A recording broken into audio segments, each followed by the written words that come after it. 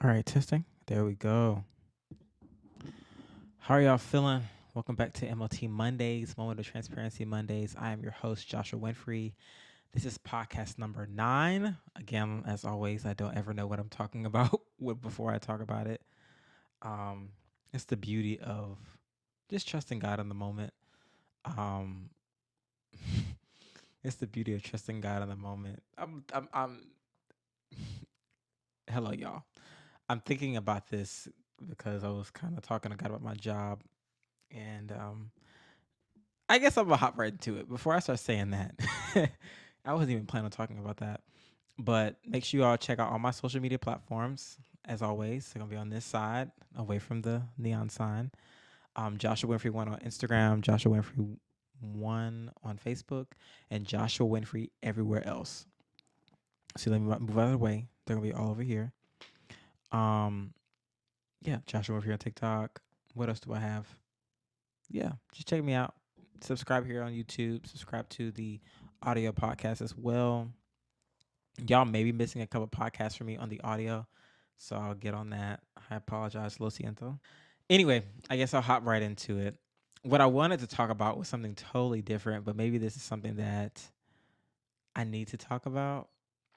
Over the past couple of days, I have been like stressing myself out, um, trying to. This does tie actually into what I wanted to talk about. So God is a good plug-in. You feel me? Um, I've been stressing myself out with my job because I've made so many mistakes, and it's very evident, especially like me myself, kind of holding myself to a certain standard. And oh my goodness, this ties into so many things I want to talk about. But yeah. Anyway, I've been stressing myself out. I made some mistakes these past couple of weeks. It's this whole thing. I signed a long form video to one of our editors who could only do short form, and I just made a whole lot of mistakes. And so as my boss was like messaging me, and I just was beating myself up. And I guess the biggest thing I want to talk about today really was just the fact that we don't extend grace to ourselves. We don't allow ourselves to make mistakes and to fall. Because the same way I'm functioning and operating here at my job, I operate in real life. I don't extend myself grace when it comes to falling into sin. I don't extend myself grace when it comes to making mistakes. And something I can say is that in me falling back into homosexuality, I realized that the root of homosexuality wasn't just what I thought. I felt like before, when I was kind of in a season where I was alone and God had me hidden and everything, God dealt with the how would I say this? I feel like God dealt with the root of my habits, like getting to the nitty gritty of what was going. Okay, so I just to kind of tap this a little bit. One of the biggest things I'm really big on is tracing spirits and tracing where things come from. So for me, I was really big on, okay, cool. If I have a thought of feeling or a fear or anxiety or homosexuality or perversion or lust or whatever the case is, it comes from somewhere, right? And it goes back to something I said I think a week or so ago about how healing really is unresolved, is resolving feelings that don't align up with what actually happened or the facts of the situation, what logically happened without your feelings, without your emotions. Real healing and deliverance is you being sobered up to the truth of what actually happened. Because we all have a lot of just, we all have all these assumptions and all these feelings and emotions about stuff. And these feelings are skewing our viewpoint on the facts of what actually happened. I think the beauty in like just where I'm at in my life and in my walk with God now is that I'm beginning to think a lot more logically, which you normally I don't. I'm not a very logical thinker. And when I say that, I mean like I hope this makes sense when I explain this. Normally, I think about when you're using words and you're talking to me, I'm thinking about them and how the words make me feel instead of listening to the person and what are the actual words that they're using and what is the definition of the words.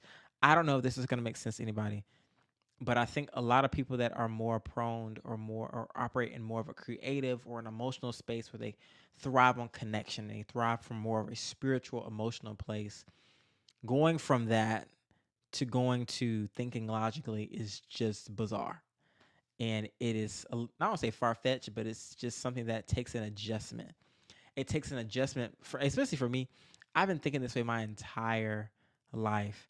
I listen to what is the picture that you're trying to paint with the words that you're saying instead of just listening to verbatim what you're saying. I'll give you an example. Somebody could be telling me, please do X, Y, and Z, or do this and immediately, or somebody could be giving me instructions, and I could be reading into that as, oh, you made a mistake, or you failed, or just reading too deeply into things. And this weekend and working and some of the mistakes that I've made and beating myself up, number one, I realized that I don't extend myself grace. I just started this job. I've only been on the job 3 weeks. I literally just started. You're going to make mistakes. You're doing something that you've never done before. What you're doing now is an additive on top of what you've done before. You've never done this before. So why are you beating yourself up? Number one. So number one, I don't extend myself grace, and I read into things too much. I read into word people. But because I'm always looking at what is the root of what's actually happening. But not every situation, or not everything that people are speaking, or everything that's going on around you has a deeper meaning. They could literally just be saying what they mean. They may not be insinuating one thing and whatever. You have to kind of sift through what they're saying. Sometimes people are just literally saying exactly what they mean. And so, like I said, number one, I don't extend myself grace in new environments, or I don't allow myself to make mistakes. And number two, um, I don't allow my, like I said, I don't allow myself to make mistakes, and I read into things too much. And I'm getting out of that. One thing I've learned from my male friends is that usually dudes are not gonna lie about how they feel or what's going on with them. If you have to ask them a question, they're gonna answer it honestly. Like, you don't have to read too much into. Men and women function differently. With women, they'll talk, and just from my experience, I have to watch your body language. I have to look at your facial expressions. Like, I'll give an example. I said this with one of my friends before too. Like, you could literally like be like, "Oh, I'm going out with the boys. I'm gonna go get something to eat. You want something?" She could roll her eyes and be like, "It's fine. You can go." Her rolling her eyes and doing the is an indicator she don't want you to go. But when it's men, men don't operate like that. They're just gonna be like, "No, I don't want you to go." You get what I'm saying? But I grew up literally around, my family is full of men, right? There's more men in my family than there's women, but I gravitated towards the women because of a. And I guess I'll tap into that. I've been talking to my dad for the past couple of days about just some traumas and some things in my life, some hurts and some pains. And I really feel like in me uncovering some of these father wounds, I'm actually unpacking the root to actually homosexuality in my life, which I thought that it was loneliness, or um, I thought that it was just like the enemy would just, it was pornography, or just those are the circumstances in which these things happened.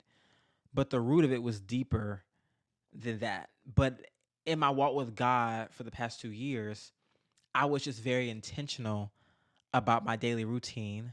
I was super spiritual. Like, I was praying and fasting all the time. I wasn't eating. Like, I got into a hyper spiritual space. Don't get me wrong, I was really close to God. I felt it. I felt the closeness of God. And let me correct myself now.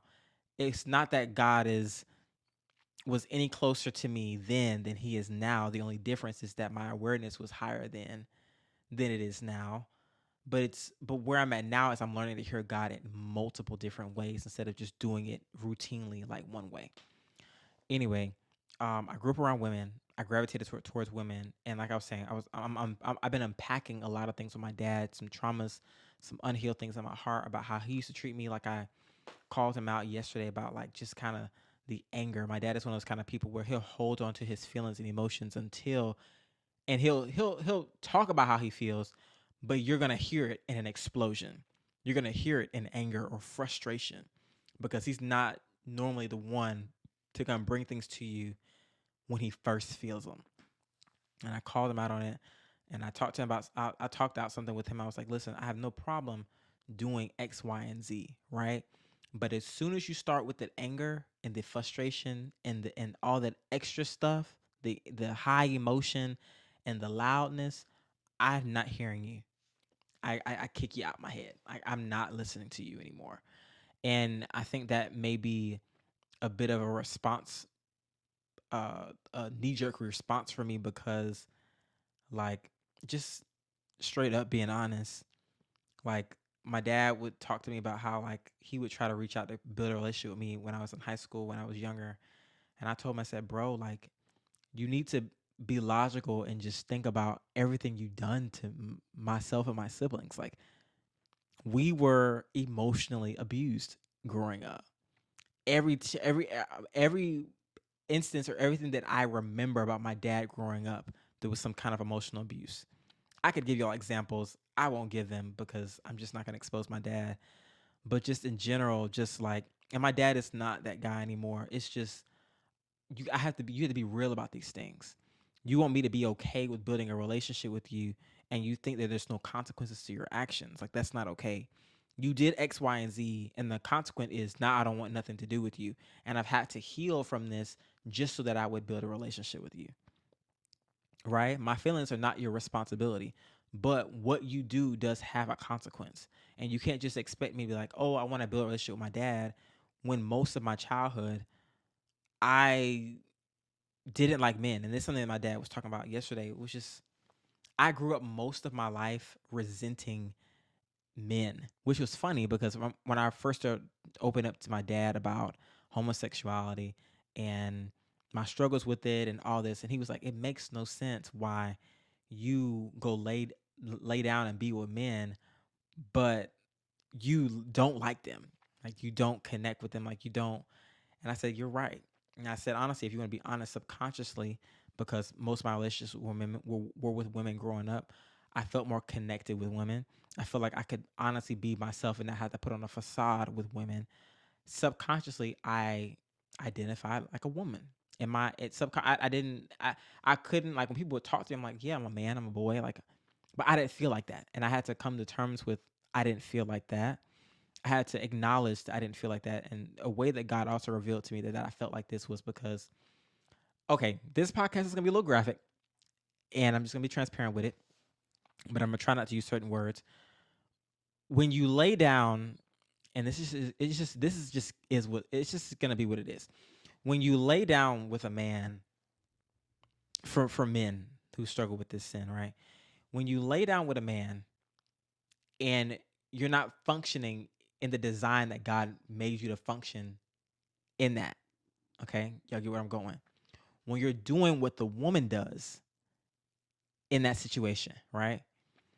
You can't tell me in that moment or just in general that you feel like a man. And this is something God revealed to me. A part of I would say like half of the lifestyle that I was in when I was living that lifestyle, half of it was doing what women do. Half of it was doing what men do. Like the end of it, towards the end of it, the last, like, I think 2 years. I don't really know quite the dates and stuff. Don't hold me to that. But generally speaking, when I was in the lifestyle, it was half of each. And so I forget the day or the moment or the time that God revealed this to me, but God revealed to me that you can't, as a man, you can't lay down and do that and be the receiver and feel like a man at the same time.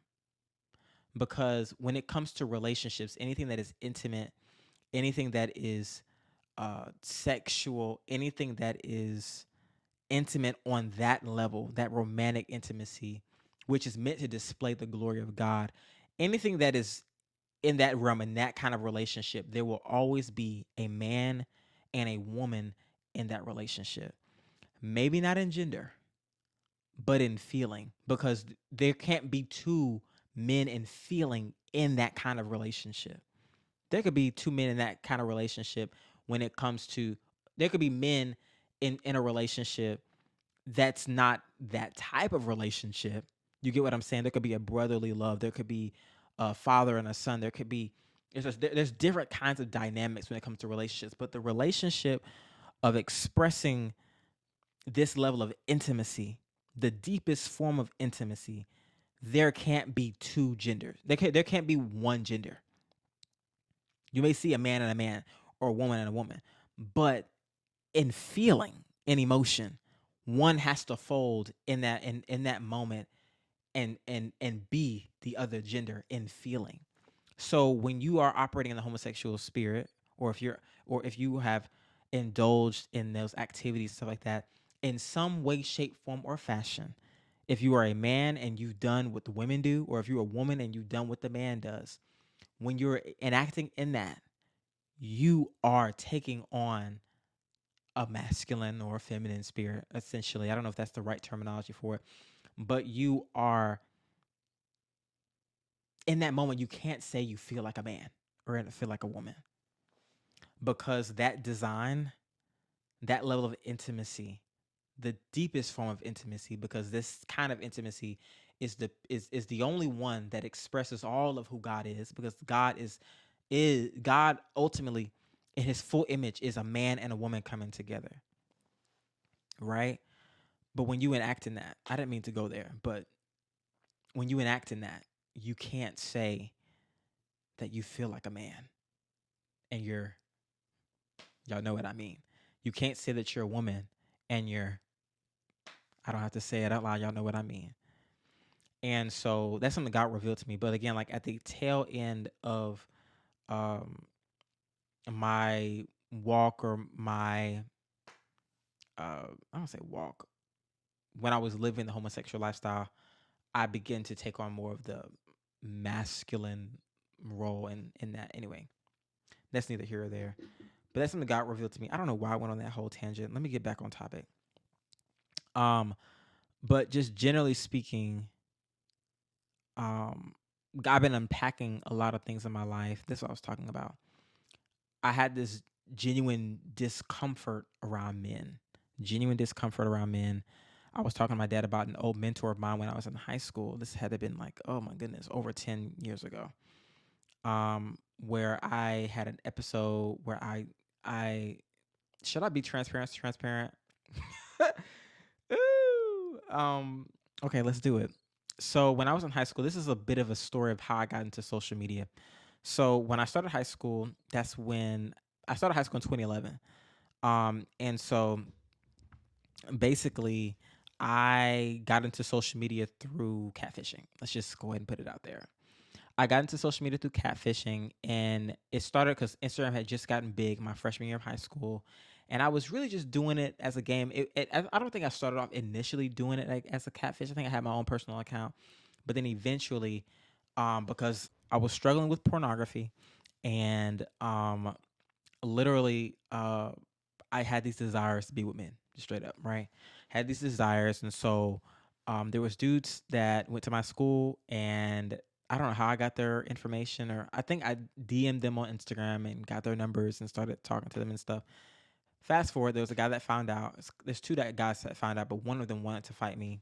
I don't know why the other one didn't, or I don't know if he did, or I don't know.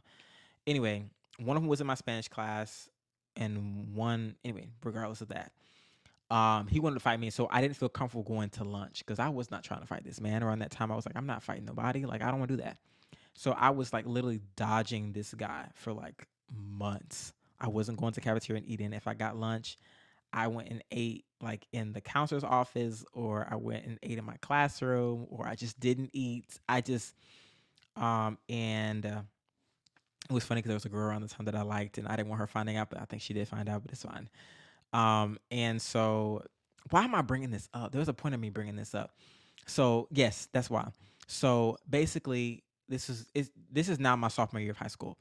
So I'm in social media. I'm building pages, and at first I'm catfishing. It becomes something else, and we can talk about how me starting off catfishing has become me being a social media manager, strategist, consultant, helping people get into their purpose. We can talk about that another time. But fast forward, I got in a really sunken place in high school. I got depressed. Got really, really, really depressed. And I flipped my emotional switch. And this is not something I used to talk about this a lot. But I flipped it. And flipping your just as a disclaimer, flipping your emotional switch is not something you ever ever want to do, because it literally takes a miracle from God to snap you out. And I guess I'll tell that story today about how God snapped me out of that. And so basically, I got depressed.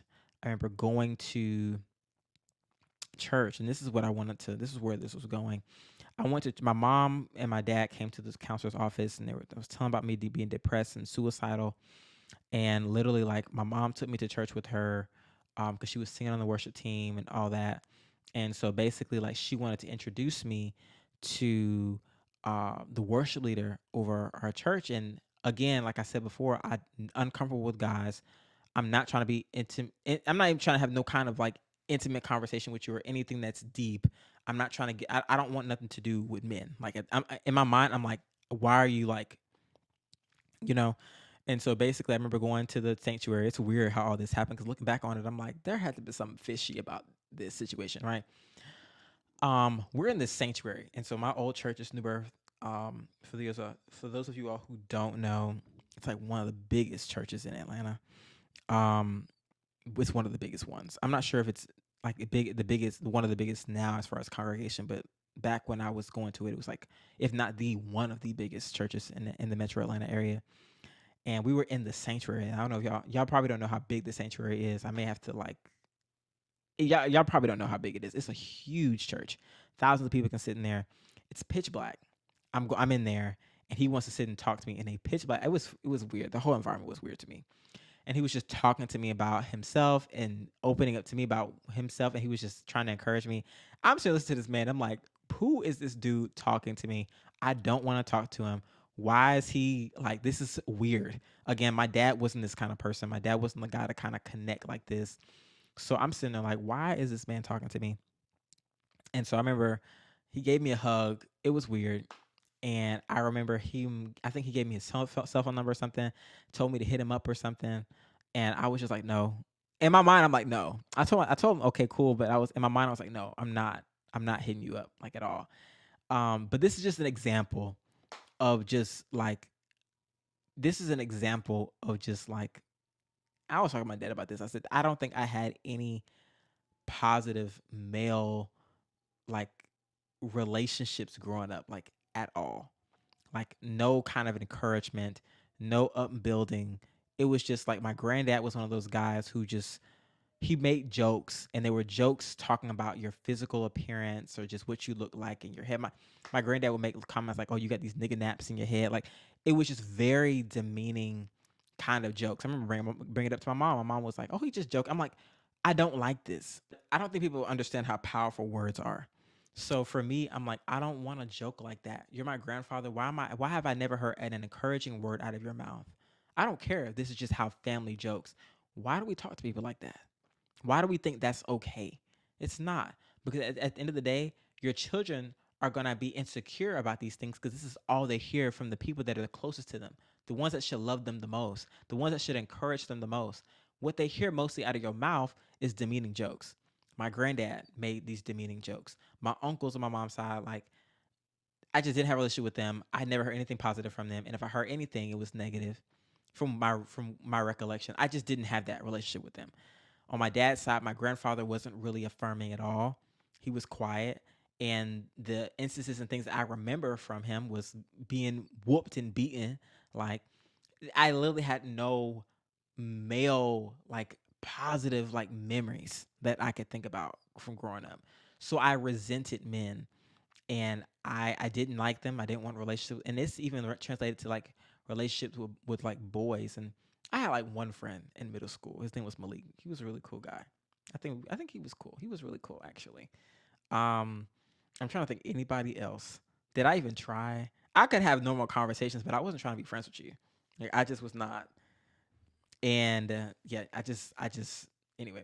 I feel like in hindsight it does make sense, but it just is what it is. Um, and so that was that. So I've been unpacking these things with my dad this past weekend, and my dad was encouraging me, and I kind of got to get to the root of some things. And I was just telling him, I said, listen, like, when you talk to me left, like, I'm just not, because I'm not going to talk to you in a disrespectful manner. You start talking to me left with that anger, with that loud, rambunctious, like I'm a child, talking to me with that like that demeaning tone. I'm telling you, I'm not listening to you. I have no problem like helping out and doing certain things, or just you make requests. I have no problem like helping out. But bro, like you talking to me that way ain't okay. You wouldn't go talk to your friend or somebody you just meet randomly on the street like that. So why would you talk to your child like that? Even in your frustration. You know what I'm saying? Anyway, that's neither here nor there. But we talked about it, we dealt with it, and so this podcast has been all over the place. But I think that these instances, the whole thing with me not extending myself grace, not letting myself make mistakes, it's been spewing over into different areas of my life. Me thinking too deeply about things instead of just hitting things. Like one thing about my job right now is just we're in the thick of a campaign, and it's just a lot going on right now.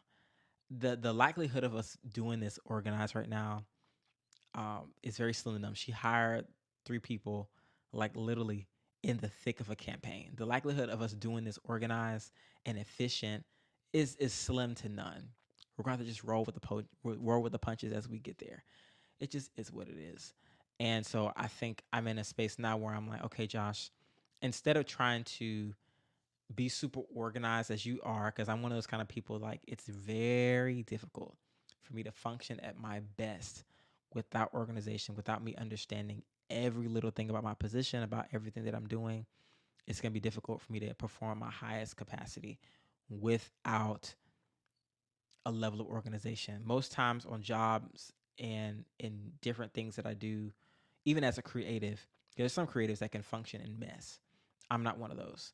I'm one of those kind of people that I need organization. I need to know where everything is. Like I need I need organization just to function, just to start my first task. So I'll spend a week or two just organizing until I feel comfortable to get my hands dirty. Because my thing is, I'm one of those kind of people where you can hand me tasks in the fly, in the moment, like just willy nilly, right? I still need a system to plug that in. I can move in the flow. I can go with the flow, but I still need a system to plug whatever task, whatever you want me to get done, to plug those tasks in. But when you give me a task and I don't have a framework, I don't have a system, I don't have a guideline, it's going to be difficult for me to perform at my highest. And I'm going to feel like I'm not doing well. I'm going to feel like I'm the problem. I'm just going to internalize it, which is why I take my time setting up the organizational part so that I can perform well. Anyway, that's neither here and there. That's neither here or there either. But all these things this past weekend, even me falling back into sin, has just been revealing areas of my heart and my life that need to be healed. Um, and just one thing, I think I'm gonna end this podcast here. There are so many other things I want to talk about, and maybe we'll talk about them in another podcast. Um, Stop running from sinning. I think I may have said this in the last podcast or the podcast before. Extend yourself grace. Stop trying to not sin.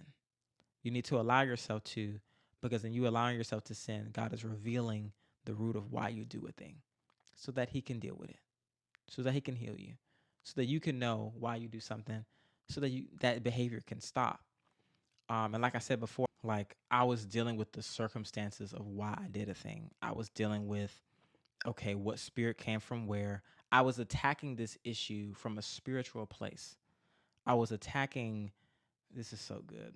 I was attacking sin and the root of why I live the homosexual lifestyle from a spiritual place, which everything needs to be dealt with from a spiritual place first, right? Whatever generational curses, whatever spirits have been plaguing your family, whatever things that you opened yourself up to from a spiritual place needs to be dealt with first, really before you can deal with the soul part. And I think that's probably where I'm at now. Okay, God, I've dealt with the spiritual piece, the whole spirits. What is a spirit? Demonology and generational curses and ways of thinking and things of that sort. I dealt with the root of the issue, and now I'm dealing with the soul part, the areas in my heart, the situations and the traumas and things that happen in real time that are still linking me to homosexuality. And so I think now God is like, okay, it's time to heal these areas. I think that's why I'm here at my dad's house. It's time to get my interpretation on why you went through X, Y, and Z. Why did your dad do that to you? Where did that come from? Right? Now I'm dissecting situations now instead of dissecting deeper spiritual things. Now I'm on a soulish place and I'm addressing the soul issues. What situations happen? What traumas actually happen in your life? What, relationships, and what are things that happen in your life that are triggers and that are tying your behaviors to act this way? And now I'm getting a fresh perspective on those kind of things. I hope this makes sense. And so that's where I am now, still going through my healing. Healing will forever continue to go on in your life because there's more unveiling and more revealing. And I feel like for me, this is like the deepest issue for homosexuality, but who knows? There could be other things. Like, I have no clue. Um, but just on that note, you all, like, allow yourself to fall short, because if you truly believe that Jesus Christ died for your sins, and and everything that you will do or have done or doing is covered by the blood, is covered by the sacrifice that he made, then stop trying to not sin.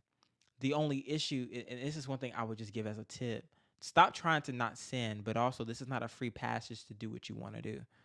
Your heart posture has to be in alignment with, Lord, I genuinely want to know why I do this, and I want you to reveal it. When you have that heart posture, you should release yourself from the burden of trying to not to sin, because God is going to eventually use your sin to reveal why you do a thing. Lord, why am I falling? When you have a heart posture of wanting to be transparent with God like this, you're going to immediately go and be like, God, like, I'm falling. Why am I falling?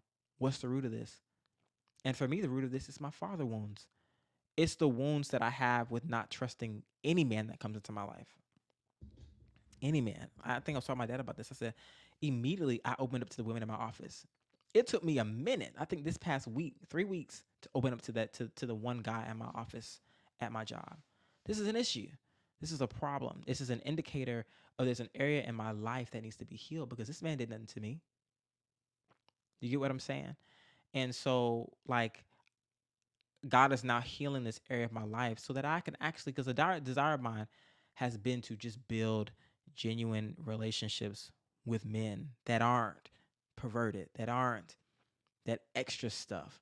I want to be able to build a relationship with my dad and trust my father. I want to be able to build relationships with my brothers and trust them and have genuine connections with my brothers. I want to build genuine connections with men. I didn't grow up seeing my dad build relationships with men. My dad has brothers, but they live all over the U.S. I didn't have positive male role models in my life growing up.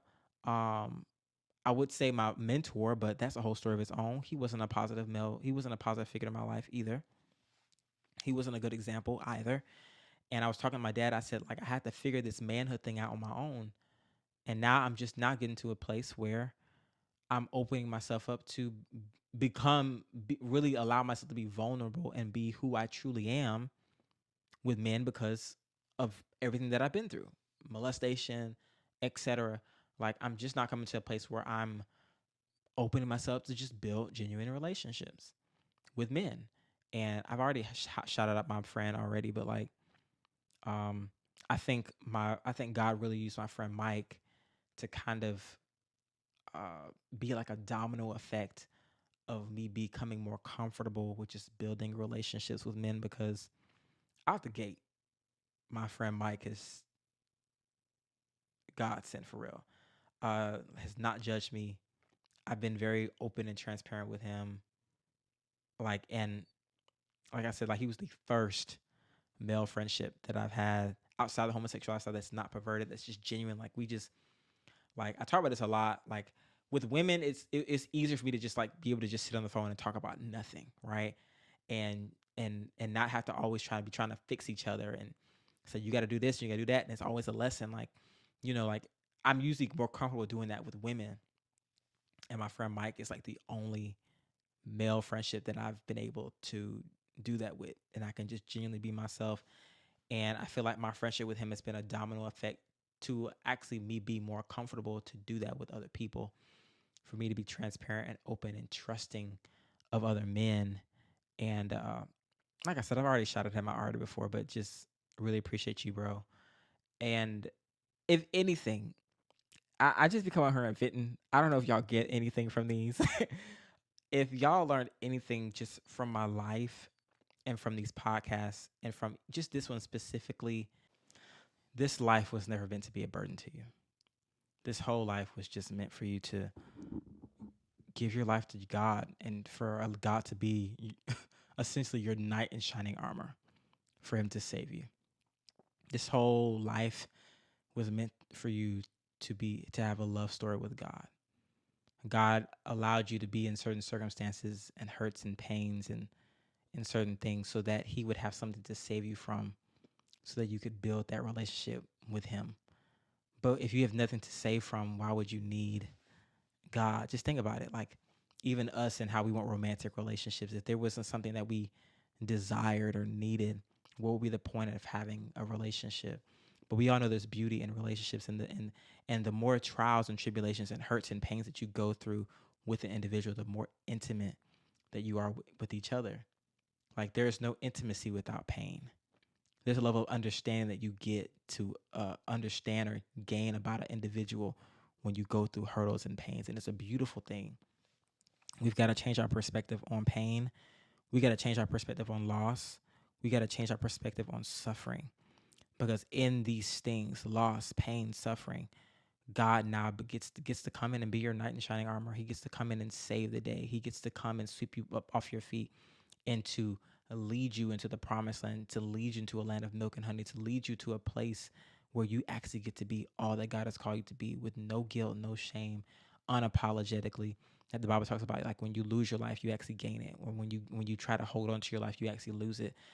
We were made to give our life to God. That was our whole sole purpose. That was our purpose, is to give our life to God and to express God on this earth and to edify the body, to build each other up. That's our purpose in this life. And so whenever you deviate from that roadmap, whenever you deviate from that plan, like, you just essentially are just in your pain. You've found a form of a false sense of comfort in your pain, because you don't know that there is a way out. One thing that I talk about a lot is that I think my testimony with homosexuality is powerful, primarily because I believe there was no way out.